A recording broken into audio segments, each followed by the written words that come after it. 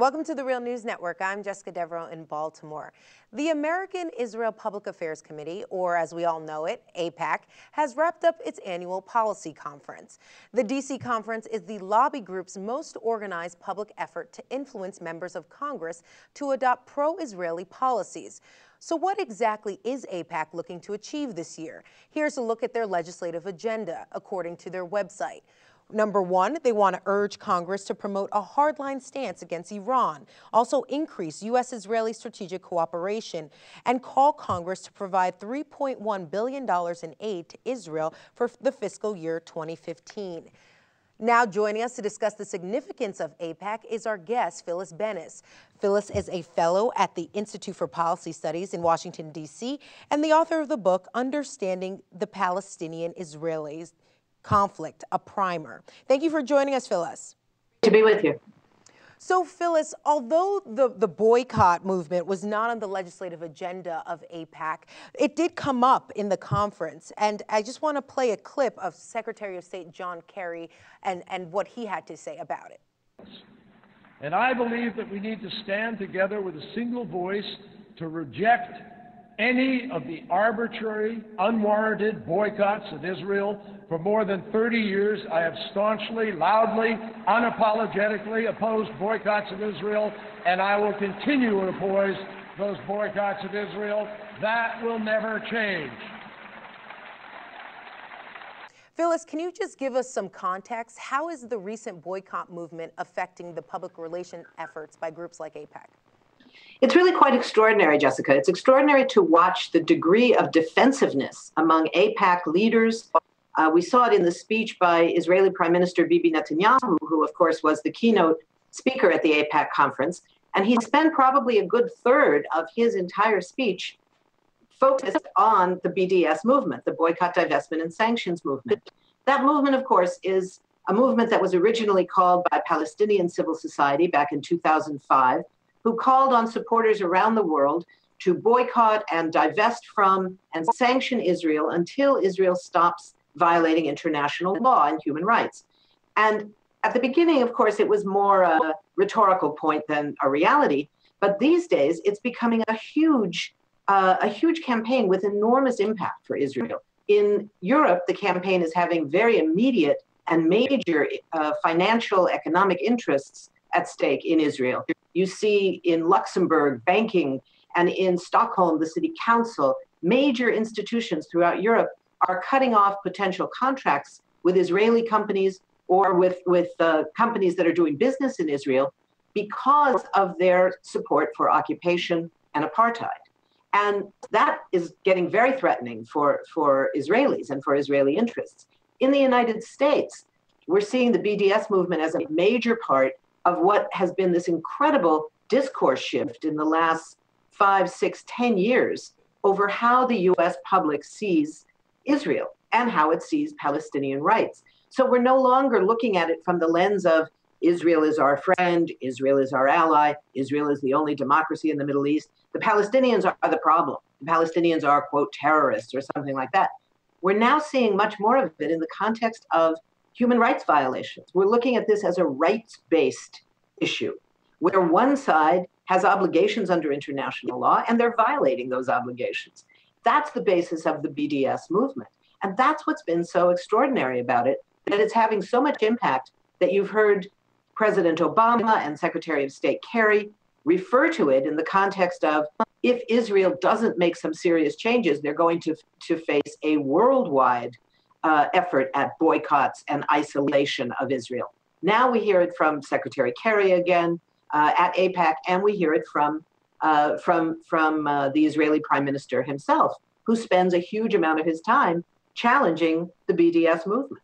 Okay, and among the many American politicians who spoke at the conference, there was Democratic New York Senator Chuck Schumer, and he maintained a hardline position on sanctions against Iran during the ongoing negotiation. Here's a clip of Senator Schumer's speech. But just because tough sanctions are the very thing that brought Iran to the table, we must keep tough sanctions in place until Iran agrees to give up nuclear weapons.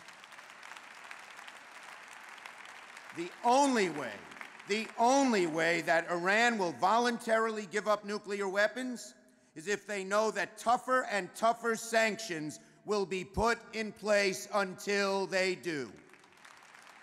That was Senator of New York Chuck Schumer. So, Phyllis, some commentators look at the U.S. recent engagement with Iran and the fact that the U.S. did not militarily intervene in Syria as sort of an indication of AIPAC's declining influence on U.S. foreign policy. What's your take? I think that's absolutely right. There's a host of reasons, but if we're looking for evidence, the failure of AIPAC to force a vote in favor of military strikes against Syria last summer, the failure of AIPAC, at least so far, we shouldn't assume that this will always be the case, but at least so far, they have failed in their very intensive effort to gain congressional support for new sanctions, even while the U.S. is engaged in very important negotiations with Iran, with other international partners as well. So we're seeing a serious decline of influence. AIPAC never called the shots entirely on its own, but it was, and in fact remains, a very powerful actor inside the Beltway, particularly in influencing Congress. There's a lot of money at stake. AIPAC is one of the most powerful lobbies in Washington, and there's a great deal of fear among members of Congress to cross it. But what you're seeing now is that fear has lessened. Hasn't gone away entirely, but you see members of Congress on the floor of Congress being willing to speak against what AIPAC wants and vote against what AIPAC wants. So you don't any longer have this scenario where you have votes where everybody there votes in favor of what AIPAC wants, and if you are not willing to vote for it, you have to stay home or hide in the cloakroom. That just isn't the kind of power that AIPAC has anymore. Part of it has to do with political shifts within the Jewish community. AIPAC can no longer go to members of Congress, to the administration, to anybody in Washington and say, number one, we have a lot of money, and if you don't toe the line the way we want you to, we're going to fund an opponent that you may not even know exists yet. We're going to find one and fund her, and you're going to lose. And we control a lot of Jewish votes. And if you don't vote the way we want, we're going to tell all those people not to vote for you. The problem is AIPAC still has money. They still have a lot of money, and they can use it, and they do, and they can threaten people, but they can only threaten people who are already a bit vulnerable. They really can't threaten members of Congress or the Senate who are solid and have a good base in their own district. Most importantly, AIPAC no longer can make the claim, which was never really true, but they used to claim it. They can no longer claim that they are the only institution that can speak for Jews in Washington. Jews like me, well, not necessarily Jews who have all of my views, but Jews now have a wide-ranging set of opinions about Israel.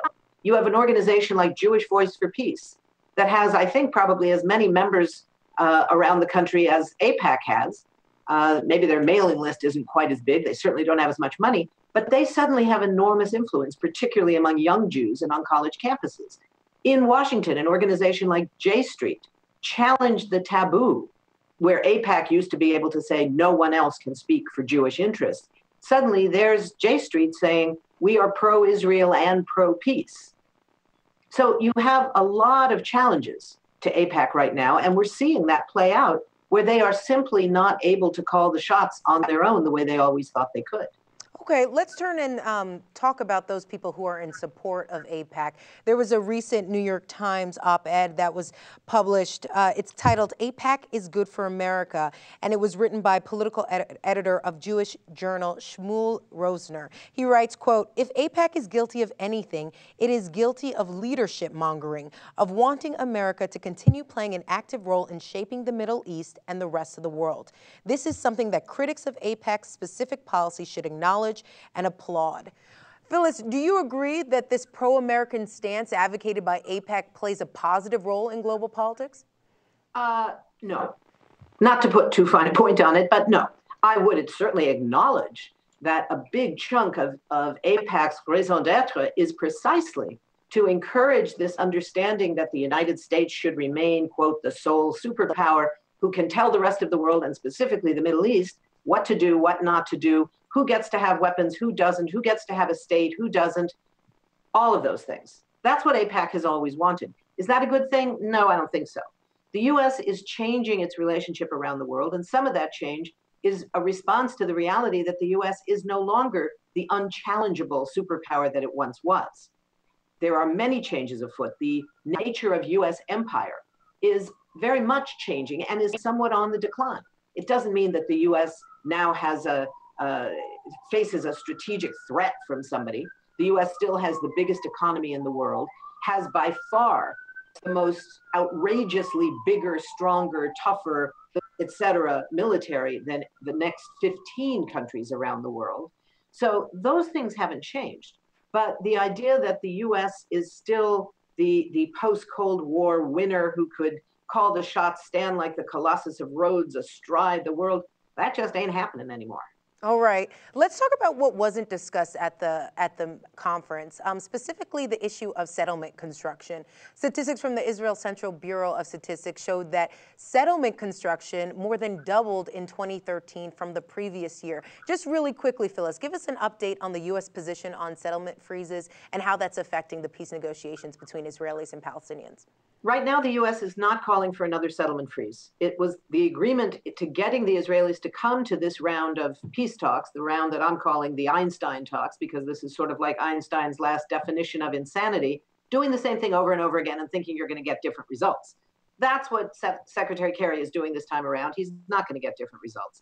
But what they had to promise the Israelis to get them in the room was, among other things, that they would not impose another settlement freeze. So we don't have calls for a settlement freeze, despite the massive escalation in the pace of land seizures, expulsions of Palestinians, demolition of Palestinian homes. If we want to talk about what is undermining the legitimacy of Israel, what Bibi Netanyahu likes to talk about, the threat of delegitimation, that's what's delegitimizing Israel all around the world. And it's going on with the US saying not a word. AIPAC doesn't really have to worry about lobbying for the $3.1 billion in military aid. Israel is already going to get that. That's already in the budget. It's already been approved. They don't have to lobby for that. That's part of the problem, is that the US continues to fund solely the Israeli military. This is not economic aid. Appropriately enough, Israel is the 27th wealthiest country in the world. It certainly doesn't need economic aid. It doesn't need military aid either, but that's what we're giving it. $3.1 billion in military aid. Unquestioned, and it's the only country that's allowed to spend a big chunk of that, a quarter of it, on their own research and development at home, competing with the Pentagon. Every other country has to spend all of their military aid here in the United States. All right, Phyllis Bennis, always a pleasure having you on. Thank you for joining us. Thank you, it's been a pleasure. And thank you for joining us on the Real News Network.